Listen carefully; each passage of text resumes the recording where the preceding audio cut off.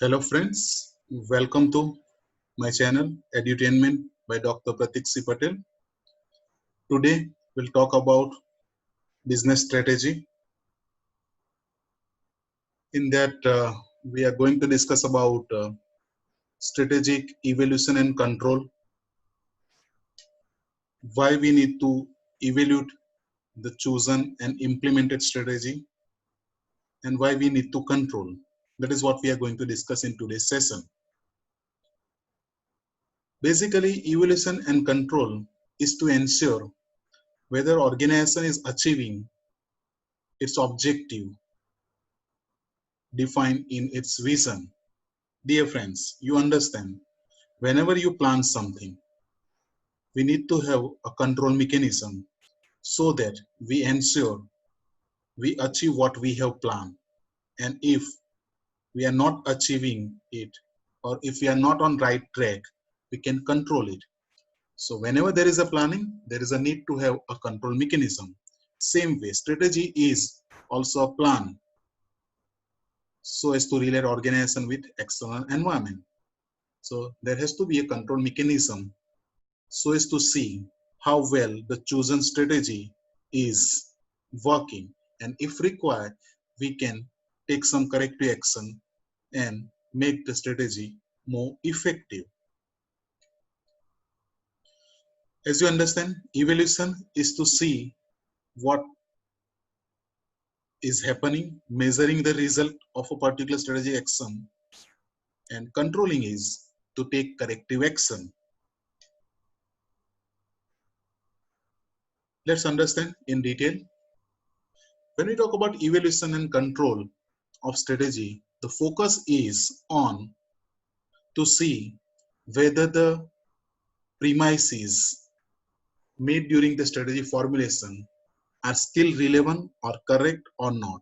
The assumption which we made based upon which we have formulated the strategy, are they true or not, or whether the premises has changed, and if it has changed, there is a need to change the strategy also probably. Second, is the strategy being implemented properly? Understand, having a good strategy is precondition for success, but not necessarily that if you have chosen a right strategy, success will automatically come. No, implementation also is equally important. Many a time, a base strategy failed just because of poor execution or poor implementation. So that also is a focus area when we talk about evaluation and control, to see whether the strategy is implemented properly or not. And third, is there any need for change in the strategy in the light of change in circumstances, or whatever might be the reason, whether the chosen strategy itself is something which required to be changed? If yes, then change that also. That is the more focus of strategy evaluation and control. Now we understand that many a time we want to evaluate, we want to control, but then there are some problems which don't allow us to do it properly. Major problem are at motivational level. Motivational problem, one of the important problem is psychological problem. You understand that higher the position of a person, more difficult it is to accept the failure, to accept the mistake. That is what we refer as psychological problem. For example, Ratan Tata, when they launched their product, that is Tata Nano, very ambitiously, it got too much of publicity at global level, the 1 lakh rupee car. But when it didn't generate the desired result, he could not make that decision to stop producing that car. And as a result, he could not focus more on other cars of the same company. So the whole company suffered because of that attachment with Tata Nano. So many a time when you are at higher position, you find it difficult to accept that mistake. And as a result, what you do is that you keep on investing more and more in that particular strategy, which is not giving the desired result. Many a time, other problem which is not a psychological problem but operational problem. Strategy is good, but then you fail to put it in a proper manner. There are some operational level problems. People who are involved in implementing, they have some problems. Either of this problem might lead to problem in evaluating and control of the strategy. Before we go ahead, we need to understand why we need to do strategy evaluation and control. What is the role? First, if you do it properly, it gives you an idea about organization progress. It helps you measure in what direction you are going, organization progress, success. Second, feedback for future action. It gives you some idea about what you should be doing in future. So for any organization, evaluation and control is very important because of these two reasons. One, it tells you what you have achieved. Second, what you can do in future. Now, who play important role in strategy, evaluation and control? Obviously, everyone who involved in formulation and implementation, they must be involved in controlling also. Largely top management people who formulate, middle or lower level manager implement it. So basically there are three category of people who can play an important role in evaluation and control of strategy. First, board of directors. Second, chief executives. And third, other manager, functional manager or SBU managers.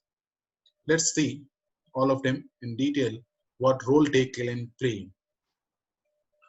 First, board of directors. Dear friends, as we understand, board of director of a company are the trustee of shareholders' property. And that's why they are directly answerable to the shareholders.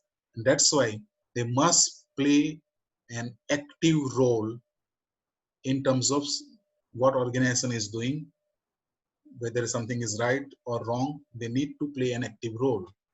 Thing is that board of director do not meet every day. That's why they are not involved in day-to-day management process. It evaluates the performance of the company concerned after certain interval in its meeting, board of directors meeting, whether in 3 months, 6 months or yearly meeting. That's why they get involved in the most important aspects only. Their role is limited to evaluating and controlling those aspects of the organizational functioning which have long-term implications. Routine things they do not get involved. What are such aspects? Performance and certain key management practices having significant impact on organization long-term survival. Most important aspects only board of directors get involved in. Then comes executives, chief executives. They also play a very important role because they are the person who are actually responsible for overall performance of an organization. Obviously, they are not involved in evaluation of routine performance. It is actually left to managers. He focuses his attention on critical variation between planned and actual. Focus of chief executive is on major area, that is what we have planned and what we are achieving. Then comes functional manager or SBU managers. They are responsible for overall evaluation and control of their respective SBUs, their respective functional areas. Yeah. Middle level manager, mostly functional managers and sub-unit managers are responsible for evaluation and control of their respective function and sub-functions. Like marketing manager is responsible for marketing management and related activity. Under that, advertisement, publicity, public relation. Same way, product manager is involved in production related tasks like production costs, production quality, production volume. That is their area of control. Similarly, while talking about controlling, we understand that there are some system, organizational system, which also play an important role in evaluating and controlling the strategy. Information system, one of the most important thing which help you in controlling.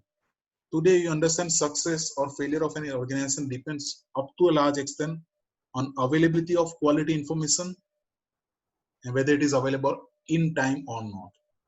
And that is why this information system ensures that every manager gets adequate information in time. Another is planning system. We understand planning is the base for control. So unless you have plan, there is no possibility of controlling. So we have to have effective planning system so that we can control. Developing system. It is concerned with developing personnel for present job as well as future higher level job, because ultimately who will perform the duty is employee. So there is a system, every organ, training and development department, HR department, who do this task. Motivating system. Lack of motivation on the part of employee means they are less likely to work with commitment, and this work as a barrier towards evolution and control also. That's why every organization needs to have a good motivation system which energize the managers and other employees in the organization to perform better, which is the key for organizational success. Most important is appraisal system, evaluation system, performance appraisal as well as potential appraisal system, by which you can judge how well a particular employee is doing on his present job, that is performance appraisal, and whether that person have any potential for higher level job or not, that is potential appraisal, and accordingly you provide them training and development.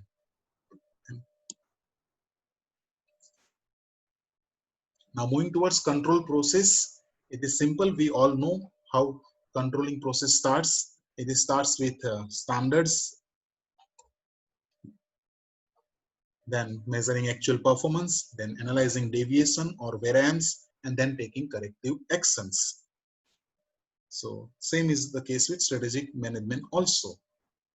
Once we have set the strategy, job is to see how well we are achieving. We all know standards are the criteria against which actual results are measured, then to see whether there is any deviation or not. After setting the standard, it is important to decide about the level of achievement or performance which will be regarded as good or satisfactory. Once you set the standard, it won't be that you will be very rigidly sticking to that standard. For example, if you set a standard for sales and market share or profit, whatever, what is acceptable? That also you need to decide. What is satisfactory? What is good? Accordingly, you can take corrective action. Means if deviation is beyond satisfactory performance or acceptable performance, then only you will take some action, otherwise not. So you must need to decide a range. If the performance falls into that range, then you might not take any corrective action. But if performance is not within that range, minimum and maximum, then probably you will go with controlling action. So not only that you set the standards, you also set the range, acceptable range. Second, once you set the standards, then next job is to periodically measure your performance so as to know how well we are doing on what we have planned for. Important is that you measure the performance on a periodic basis. For example, if you set the standard for 1 year, every 3 months you should monitor and measure the performance so that you have enough time to take corrective action if there is some problem. It's not like that you measure at the end of the year. Then there is no scope for improvement, there is no scope for control. So periodic measurement, continuous measurement is necessary. So whenever you feel that you are deviating, you can improve upon. So once standards are set, next step is measure actual performance. Then third step is analyze the variance, means comparing actual performance with the standards. If actual performance and standards are matching, there is no need to control. But if there is some deviation, then there is a need to control. There is a need to take corrective action depending upon what is the problem. Have solution based upon problem. Naturally, management is required to determine whether strict compliance with the standard is required or there should be a permissible limit of variation. That is what we just saying while talking about setting the standards. Are we rigidly going to measure the actual performance, or there is some permissible limit of variance. If variance is in between this limit, then probably we may not take any action. But it depends upon the situation, it depends upon the company. In certain cases, you understand, a very minor change also is not acceptable. For example, a very minute variation in engineering products may be significant than a wide variance in some other product or other activities. A minor change in engineering, for example, manufacturing mobile phone, a very small deviation might result in poor quality of product. And that is what we need to understand. So it differs situation to situation, company to company, what we are talking about. In some cases, even a very big deviation is also acceptable. In some cases, very small deviation also is not acceptable. So management need to decide what you are going to do, whether you have some permissible limit of deviation or you will very rigidly stick to the standard which you have set for. And last comes is taking corrective action based upon what the problem is. You take some corrective action. Like if it is viral fever, you give medicine for viral fever. If it is malaria, you give medicine for malaria. Not like that, you give the same medicine irrespective of type of fever. So take corrective action. That is what it says. Based upon problem, you give the solution. Improvement in the performance by taking suitable action if the performance is not up to the mark. What can be done? Resetting the performance standards if they are too high or unrealistic. If you set very high standards, revise it and make it more realistic. Many a time you might require to change the objectives also, many a time strategy also, or plan of action also, if you feel they are not workable. But thing is that you see and observe what exactly the problem is, then you find out a proper solution. Now moving towards very particular, what are the criteria which we need to evaluate and which we need to control while talking about strategy. Basically, there are three categories of criteria: causal factor or a causal criteria, intervening criteria, and last is end result criteria. We discuss each one of them with some example. Causal criteria or causal factors. These are independent variables.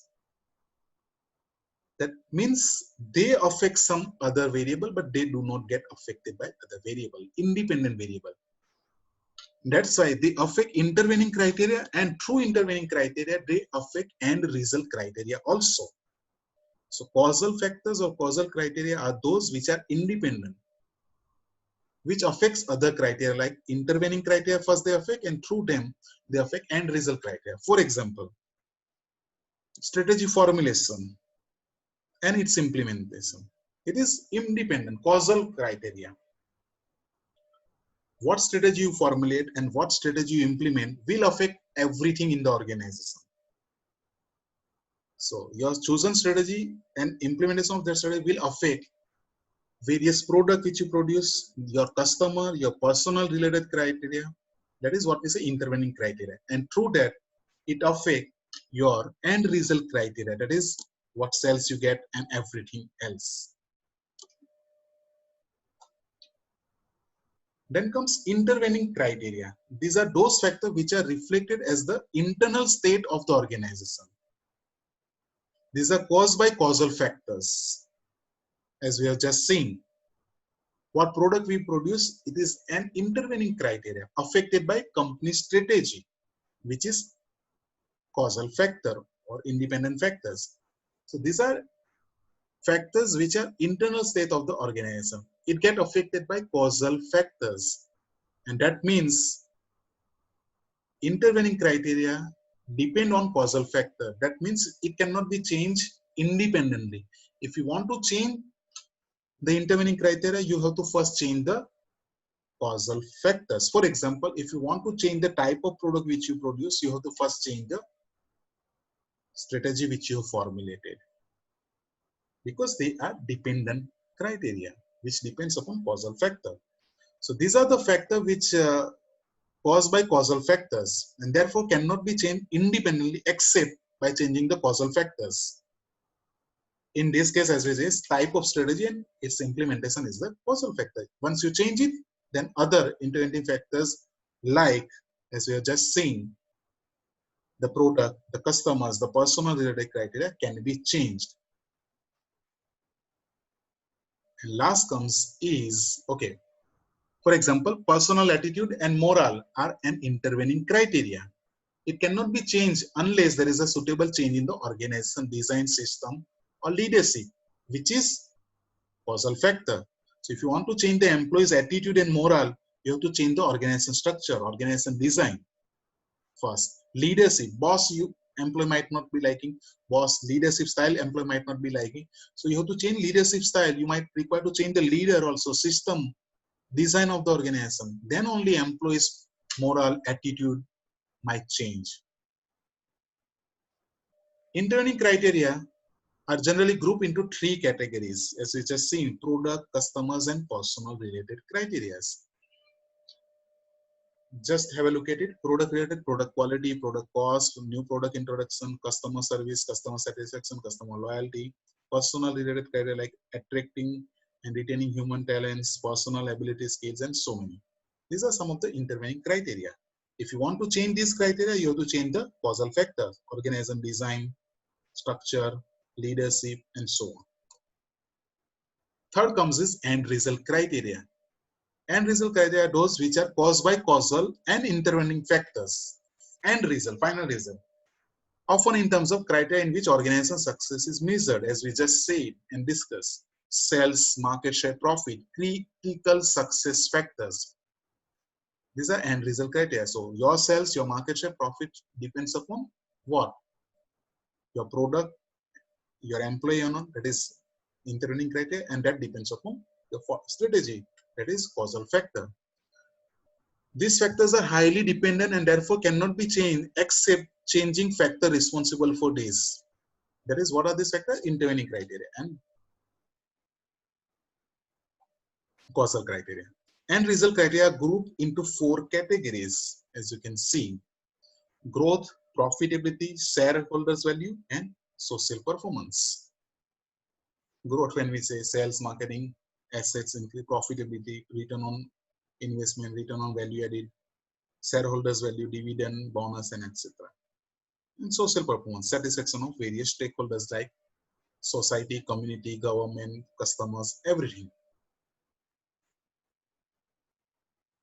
I hope you have understood the concept of strategy, evaluation, and control.